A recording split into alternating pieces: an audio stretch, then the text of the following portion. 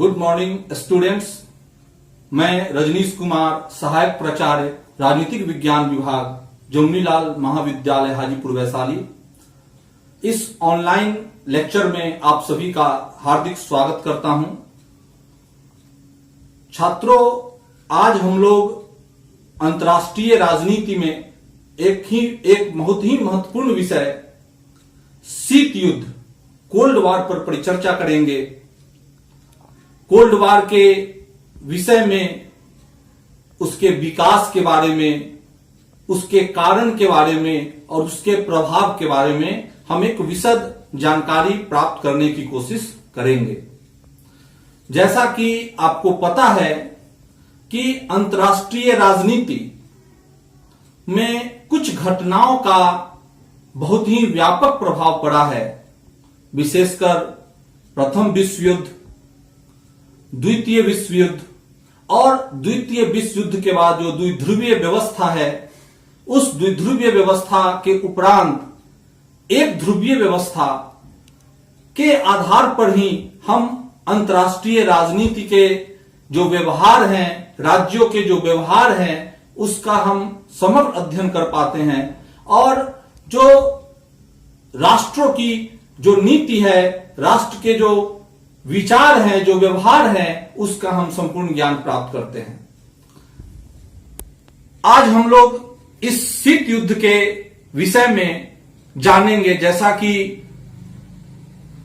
शीत युद्ध लगता ही है कि एक प्रकार का युद्ध है, शीत ठंडा युद्ध हो सकता है, तो आपको यह स्पष्ट जानना चाहिए कि ना ठंडा युद्ध है ना गर्म युद्ध है। ऐसे युद्ध की जैसे ही बात होती है तो हम लोग उसको गर्मजोशी से उसके बारे में अध्ययन करते हैं कि वो हॉट वार होगा, हॉट डिस्कशन होगा, खून खराबा होगा, मानवीय अधिकारों का उल्लंघन हुआ होगा और व्यापक जो विनाश है उसकी कल्पना जो है हमारे मन मस्तिष्क में उभरती है। लेकिन यह जो कोल्ड वार है, यह जो शीत युद्ध है, वह विचारधाराओं के बीच एक तनावपूर्ण स्थिति का परिचायक है। जैसा कि आपको पता होगा कि द्वितीय विश्व युद्ध जो 1949 से लेकर 1945 तक चला और द्वितीय विश्व युद्ध में मित्र राष्ट्रों की जीत हुई। उस मित्र राष्ट्र में अमेरिका, सोवियत संघ, फ्रांस, ब्रिटेन शामिल थे। दूसरी तरफ जो धुरी राष्ट्र थे, जिसमें जापान, जर्मनी, इटली राष्ट्र शामिल थे, तो मित्र राष्ट्रों का धुरी राष्ट्र पर विजय हुआ। द्वितीय विश्व युद्ध की समाप्ति माना जाता है कि अमेरिका के द्वारा जापान के दो शहर हिरोशिमा और नागासाकी पर 6 और 9 अगस्त को जो परमाणु बम गिराए गए, उसके बाद माना जाता है कि इसके बाद द्वितीय विश्व युद्ध का अंत हो गया। तो द्वितीय विश्व युद्ध के बाद विश्व व्यवस्था में एक बहुत बड़ा परिवर्तन आया। जो वैश्विक व्यवस्था थी वह यूरोप से शिफ्ट होकर 2 ध्रुवों के बीच बट गई, जिसे हम द्विध्रुवीय व्यवस्था के रूप में जानते हैं, जिसमें एक ध्रुव का जो संचालन करता था या जो उसका चालक था या जो उसका नेतृत्व कर रहा था वह अमेरिका था, तो दूसरे ध्रुव का जो नेतृत्व करता था वो सोवियत संघ था। यह जो दोनों ध्रुव है वह विचारधारा के अंतर के आधार पर, विचारधाराओं के बीच जो अंतर था उसके आधार पर गठित किया गया था। जहां अमेरिका उदारवादी और पूंजीवादी सोच को बढ़ावा दे रहा था, तो सोवियत संघ साम्यवादी विचार का प्रतिपादक और समाजवाद को आगे बढ़ाने की कोशिश कर रहा था। दोनों के बीच इसी विचारधारा या अपने हितों की पूर्ति के लिए जो एक माहौल बना, जो स्थिति बनी, उस स्थिति को ही हम शीत युद्ध कहते हैं। यह जो शीत युद्ध शब्द है, इस शीत युद्ध शब्द को अमेरिकी कूटनीतिज्ञ जो डिप्लोमेट थे बर्नार्ड बारूच, उसने इसको क्वाइन किया। शीत युद्ध शब्द को बतलाया। आपसे पूछ सकता है कि शीत युद्ध शब्द को, टर्म को किसने बतलाया? तो अमेरिकी कूटनीतिज्ञ थे बर्नार्ड बारूच। यहां मैंने लिखा है बर्नार्ड बारूच। बर्नार्ड बारूच ने इसका नामकरण किया और इसे शीत युद्ध या कोल्ड वार माना, और इसको प्रचारित करने का श्रेय आता है एक पत्रकार हैं वाल्टर लिपमैन, जिन्होंने अपने लेखों में इसे प्रकाशित कर इसके धार को और तेज करने में सहायता प्रदान की। बाद में इसकी शुरुआत मानी जाती है ब्रिटेन के प्रधानमंत्री चर्चिल के द्वारा 5 फरवरी 1946 को एक फुलटन भाषण दिया गया, जिसमें उन्होंने पूर्वी यूरोप में साम्यवाद के प्रसार को आयरन कार्टेन शब्द से संबोधित किया। आयरन कार्टेन का मतलब होता है कि लोहा का पर्दा गिराना।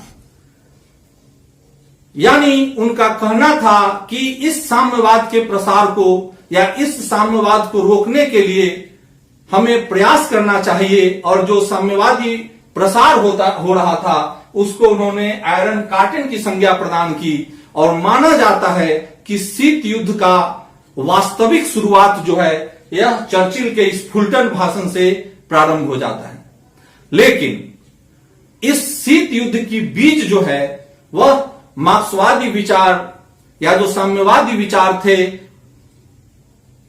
और सोवियत संघ में या रूस की जो क्रांति हुई 1917 में, वहीं से इसका बीजारोपण हो गया और 2 विचारधाराएं विश्व में आमने सामने हुई। एक पूंजीवादी या उदारवादी सोच और दूसरा जो है वो साम्यवादी सोच। और वहां से दोनों के बीच जो एक टकराव है, दोनों के बीच जो तनाव है वह देखने को मिलता है। जब रूस की क्रांति हुई और लेनिन के नेतृत्व में वहां सरकार का गठन किया गया, तो जो पश्चिमी राष्ट्र थे उन्होंने मान्यता के ऊपर प्रश्न चिन्ह लगाया और बहुत सारे कूटनीतिक जो प्रतिबंध हैं वो उस पर लगाए।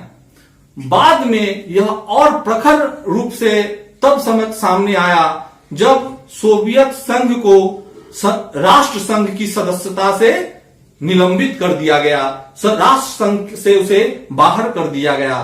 पुनः द्वितीय विश्व युद्ध के समय एक अविश्वास पैदा हुआ जब सोवियत संघ ने पश्चिमी राष्ट्रों से यह आग्रह किया कि आप जर्मनी के खिलाफ दूसरे मोर्चे को खोलिए, और उस दूसरे मोर्चे को खोलने में अन्य राष्ट्रों जो फ्रांस और अन्य राष्ट्र थे उन्होंने जो विलंब किया, वह कहीं ना कहीं दोनों के बीच एक अविश्वास को और ज्यादा बढ़ा दिया।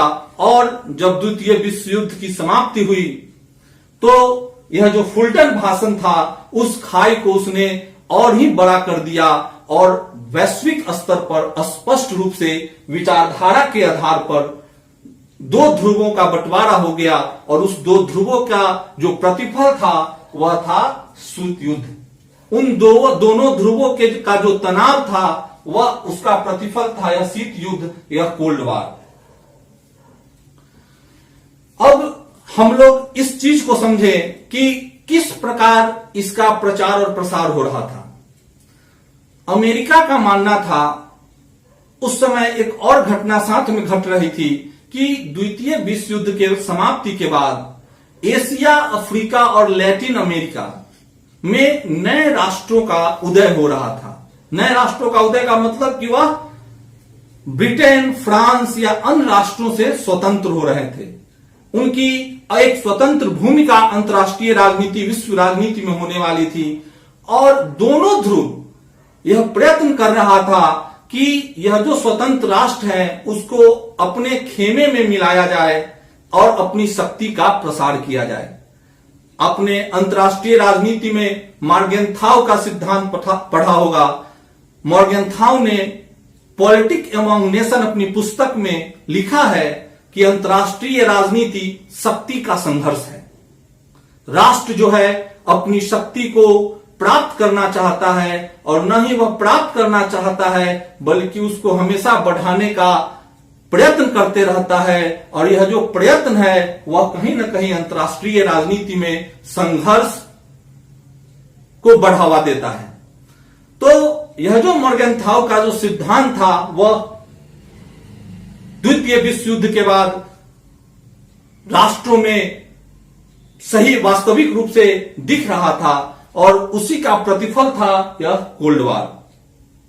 तो सामान्य भाषा में अगर आपसे कोई पूछे कि शीत युद्ध क्या है तो शीत युद्ध के बारे में बोलिए कि शीत युद्ध वह विचारधारा रूपी अंतर्द्वंद था जिसका पोषक एक तरफ अमेरिका और दूसरी तरफ सोवियत संघ था और जो अपने हितों को साधने के लिए विचारधारा के आधार पर इस शीत युद्ध का परिचालन कर रहे थे।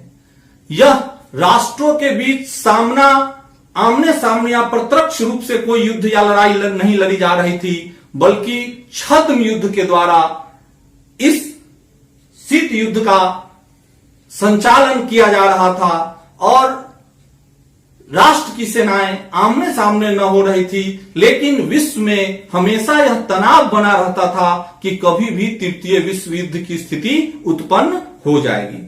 तो शीत युद्ध नहीं था, बल्कि युद्ध की वह स्थिति हमेशा कायम रहती थी विश्व के सामने कि कोई भी एक चिंगारी जो है वह तीसरे विश्व युद्ध को आमंत्रित कर सकता था, तीसरे विश्व युद्ध में पूरे राष्ट्र को झोंक सकता था। लेकिन साथ ही साथ एक और सिद्धांत यहां काम कर रहा था और वह था आतंक का सिद्धांत, डर का सिद्धांत। चूंकि ध्रुव जो विश्व है वह दो ध्रुवों में बटा है और दोनों ध्रुव अपनी शक्तियों में असीमित शक्तियां प्रदान कर चुका है, तो दोनों का यह डर था कि अगर युद्ध होता है तो महाविनाश हो जाएगा, हमारा भी अस्तित्व नहीं रहेगा और दूसरे का भी अस्तित्व नहीं रहेगा। तो तनाव की स्थिति थी, युद्ध की स्थिति थी, लेकिन कभी युद्ध जो है उस व्यापक स्तर पे नहीं हुआ, उसका एक श्रेय शीत युद्ध को जरूर जाता है। अब यह जो अविश्वास था वह अविश्वास और ज्यादा तब पनप गया जब अंतर्राष्ट्रीय राजनीति में परमाणु बम, एटम बम का आविष्कार हुआ और एटम बम का उपयोग किया गया। सर्वप्रथम 1945 में अमेरिका के द्वारा परमाणु बम का आविष्कार किया गया और उसको जापान के दो शहर हिरोशिमा और नागासाकी में गिराया गया, जिससे व्यापक विनाश सभी ने पढ़ा है, सभी ने सुना है। अब यह जो होड़ थी एटम बम प्राप्त करने की, यह जो शस्त्रीकरण की होड़ थी, उसको और बढ़ावा दिया इस कोल्ड वॉर में। चूंकि अमेरिका के पास एटम बम हो चुका था तो सोवियत संघ प्रयत्नशील था कि किसी तरह हमारे पास यह परमाणु बम आ जाए ताकि हम बैलेंस कर सकें, और वह सफल हुआ 1949 में जब उसने भी एटम बम का सफल परीक्षण किया। उसके बाद फ्रांस, ब्रिटेन, फ्रांस, चीन, भारत, पाकिस्तान और अन्य देशों ने इसका परीक्षण किया, सफल परीक्षण किया। और अभी जो हमारा विश्व है वह अंतर्राष्ट्रीय राजनीति जो है वह समझिए कि एक बारूद के ढेर पर है कि बस एक छोटी सी चिंगारी पूरे विश्व को नाश कर सकती है। तो जो शीत युद्ध है उस शीत युद्ध ने न केवल वैश्विक राजनीति को प्रभावित किया बल्कि साथ ही साथ एक पूरे विश्व में एक तनाव का माहौल भी तैयार किया, जिससे कि सभी राष्ट्र प्रभावित हो रहे थे, विशेषकर एशिया, अफ्रीका और लैटिन अमेरिका के देश, जिन्हें दोनों गुटों से सहायता की जरूरत थी और वह एक ऐसी दुविधा में फंस चुके थे जिसका उनके पास कोई रास्ता नहीं दिख रहा था। और उसी का एक हल निकला गुट निरपेक्ष आंदोलन। इस शीत युद्ध का जो एक प्रतिफल माना जाए या उस शीत युद्ध के जो तनावपूर्ण स्थिति में जो एक अच्छी बातें हुई वह गुट निरपेक्ष आंदोलन भी है, जिसमें एशिया, अफ्रीका और लैटिन अमेरिका के देशों ने मिलकर एक तीसरा खेमा तैयार किया, एक स्वतंत्र अपनी नीति बनाने की सोच रखी और उन्होंने गुटनिरपेक्ष आंदोलन को आगे बढ़ाया, जिसका नेतृत्व नेहरू, टीटो और नासिर के हाथों में थी। तो यह जो शीत युद्ध है, इस युद्ध को हम कई चरणों में बांटकर देखते हैं। यह जो पहला चरण है वह है निरंतर चढ़ाव का चरण, जिसको हम लोग मान सकते हैं 1946 से 1953 तक, जिसमें दोनों ध्रुव के जो दोनों राष्ट्र थे उन्होंने एक दूसरे को नीचा दिखाने के लिए एक दूसरे के ऊपर अपनी शक्ति का प्रदर्शन या एक दूसरे पर हावी होने का पूरा प्रयास किया, जो माना जाता है कि यह चढ़ाव का चरण है, यह तनाव का चरण है। दूसरा जो है वह है उतार चढ़ाव का चरण, या कभी संतुलित हुआ, कभी बढ़ा, कभी घटा। इसको हम लोग मानते हैं 1953 से लेकर 1962 तक। और इसी समय एक घटना घटती है, क्यूबा संकट आता है, जिसमें रूस, सोवियत संघ और अमेरिका आमने सामने होते हैं और लगता है जैसे कि तीसरा विश्व युद्ध छिड़ जाएगा, लेकिन किसी तरह उस स्थिति को संभाला जाता है और इस तनाव को कम किया जाता है। उसके बाद एक समय आता है तनाव शैथिल्य का चरण, देतांत का, जिसमें दोनों राष्ट्र एक दूसरे के तनाव को भूलकर एक दूसरे से सहयोग और पारस्परिक सहयोग की बात करते हैं। यह जो चरण है वह है 1963 से लेकर 1970। जो चौथा चरण है वह है शीत युद्ध एवं तनाव स्थल का चरण, या शीत युद्ध और तनाव शैथिल्य का अंत, जिसको हम लोग मानते हैं 1981 से लेकर 1991 तक। तो इसको हम 5 चरणों में मानते हैं। निरंतर चढ़ाव का चरण जो 1946 से 1953, उतार चढ़ाव का चरण 1953 से 1962, उतार का चरण 1963 से 1970, तनाव शैथिल्य का चरण या इसी को देतांत बोलते हैं, इसी को देतांत हम लोग बोलते हैं 1971 से 1980, और अंत में शीत युद्ध और तनाव शैथिल्य का अंत जो माना जाता है कि 1981 से 1991 तक। यह जो चरण है, यह चरण का निर्धारण जो है उस समय के व्यवहार, उस समय की घटनाओं और परिघटनाओं पर इसका बंटवारा किया गया है कि किस प्रकार दोनों जो ध्रुव हैं वो एक दूसरे के बीच तनाव या सहयोग कर रहे हैं। उसी आधार पर इन चरणों का बंटवारा किया गया है। अब हम लोग कुछ घटनाओं को समझेंगे इस शीत युद्ध के अंतर्गत, जिसमें हम लोग चर्चा करेंगे और साथ ही साथ उस चरण का भी हम लोग साथ साथ निर्धारण करते चलेंगे। जैसा कि मैंने पहले ही बताया था कि जो चर्चिल का फुलटन भाषण है उसमें शीत युद्ध की शुरुआत मानी जाती है, और उन्होंने जो शब्द प्रयोग किया था आयरन कार्टन, इसको एकदम बहुत ही इंपॉर्टेंट है यह शब्द आयरन कार्टन। पूछेगा कि आयरन कार्टन क्या था, तो साम्यवादी प्रसार को रोकने के लिए जो शब्द का प्रयोग किया गया था वही किया गया था आयरन कार्टन का। किसने प्रयोग किया? चर्चिल ने, ब्रिटेन के प्रधानमंत्री चर्चिल ने। अब कुछ शीत युद्ध की महत्वपूर्ण घटनाओं के बारे में हम लोग जानते हैं, जिसमें सबसे महत्वपूर्ण आता है ट्रूमैन सिद्धांत। ट्रूमैन सिद्धांत 1947 से लेकर 1951। यह ट्रूमैन सिद्धांत क्या था? जिसने शीत युद्ध को बढ़ाने में और सहयोग किया। अमेरिका में एक कूटनीतिज्ञ थे कैनन, जिन्होंने साम्यवादी प्रसार को रोकने के लिए, उसका प्रतिकार करने के लिए अमेरिकी राष्ट्रपति से आह्वान किया कि अगर सोवियत संघ को न रोका गया तो पूरा यूरोप जो है वह साम्यवाद प्रसार के चपेट में आ जाएगा। और उसी के कारण जो उस समय के अमेरिकी राष्ट्रपति थे ट्रूमैन, उन्होंने एक घोषणा की, एक सिद्धांत अपनाया, जिसमें उन्होंने कहा कि जो स्वतंत्र राष्ट्र हैं, यानी एशिया, अफ्रीका और लैटिन अमेरिका के जो स्वतंत्र राष्ट्र हैं, उन स्वतंत्र राष्ट्रों को अमेरिका जो है वह सहायता करेगा ताकि वह अपनी स्वतंत्र नीतियों का या स्वतंत्रता पूर्वक अपने राष्ट्र की रक्षा कर सके। उसी को हम लोग क्या बोलते हैं? ट्रूमैन सिद्धांत। 1947 में ट्रूमैन ने इस सिद्धांत को बतलाया और अमेरिका ने इसी आधार पर पूंजीवादी व्यवस्था को आगे बढ़ाने के लिए, या जो उदारवादी विचार था, जो लोकतंत्र था, उसके प्रचार प्रसार में इसने महत्वपूर्ण भूमिका निभाई। दूसरा जो एक प्लान था वह था मार्शल प्लान। इस मार्शल प्लान में अमेरिका के द्वारा जो पश्चिमी यूरोप के जो देश थे उनको आर्थिक सहायता प्रदान की गई थी कि उसके आर्थिक पुनरुत्थान के लिए अमेरिका ने एक प्लान लाया ताकि उसका विकास हो सके और वह साम्यवाद के प्रसार से या साम्यवाद के हस्तक्षेप से या साम्यवाद के प्रभाव से बचा रहे। इसलिए उन्होंने जो आर्थिक सहयोग किया उसी को हम लोग मार्शल प्लान कहते हैं, जिसको 1947 में लाया गया। और यह जो प्लान है, यह जो सिद्धांत है, वह शीत युद्ध को और बढ़ावा दे रहा है, तनाव को और बढ़ावा दे रहा है और दोनों ध्रुवों के बीच खाई को बांट रहा है। इसी मार्शल प्लान के खिलाफ में सोवियत संघ के द्वारा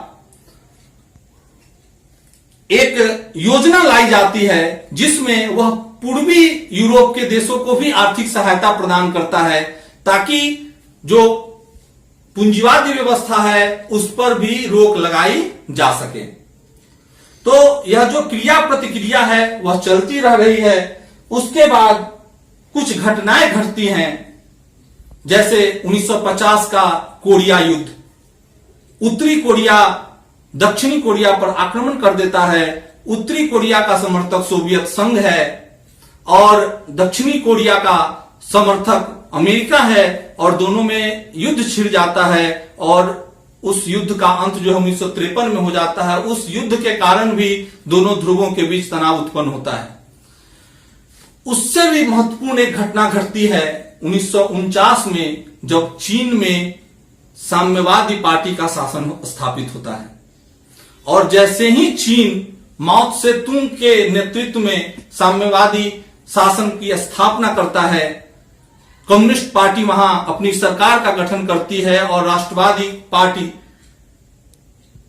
जो ताइवान में अपने शासन का संचालन करती है, वह जो चीन है वह सोवियत संघ गुट में शामिल हो जाता है और यह जो प्रसार यूरोप में था वह निकलकर अब दक्षिण एशिया में भी एशिया को भी प्रभावित करता है। कोरिया, उत्तरी कोरिया, दक्षिण कोरिया का जो है वह भी और प्रसार एशिया में उसके प्रसार को देखने को मिलता है। उसके बाद जो सैनिक गठबंधन थे उन्होंने यह जो सैनिक गठबंधन का जो निर्माण हो रहा था उसने भी इस शीत युद्ध को बढ़ाने में महत्वपूर्ण भूमिका निभाई और उसी का एक नाम है NATO, North Atlantic Treaty Organisation. North Atlantic देशों का एक सैनिक संगठन का निर्माण होता है नाटो 1949 में और इसके तहत एक सिद्धांत बनाया जाता है कि एक पर आक्रमण, सभी पर आक्रमण और सभी मिलकर उस आक्रमण का जवाब देंगे। यानी कि जो पश्चिमी यूरोपीय देश जो थे उन पर अगर किसी पर भी अगर सोवियत संघ आक्रमण करता है तो उसको अमेरिका, फ्रांस और ब्रिटेन जो है वह सुरक्षा प्रदान करेंगे। और यहां से जो सैनिक गुटबंदी या जो सैनिक संगठनों का जो गठन का प्रारंभ होता है वह प्रारंभ हो जाता है। और यही आगे बढ़कर जब सोवियत संघ 1956 में वर्सा पैक्ट के तहत जो साम्यवादी देश हैं, जैसे साम्यवादी देश में Yugoslavia, Poland, Romania, Hungary, Bulgaria, Albania सभी मिलकर एक वर्सा पैक्ट करते हैं और वह भी इसी सिद्धांत पर काम करते हैं कि एक पर आक्रमण, सभी पर आक्रमण। यानी दोनों गुट हमेशा यह प्रयत्नशील रहता है कि किसी तरह इस दोनों विचारधाराओं को जहां तक हो सके सीमित किया जा सके, अपनी विचारधाराओं को आगे बढ़ाया जाए और जो अदर विचारधारा है उसको रोका जाए।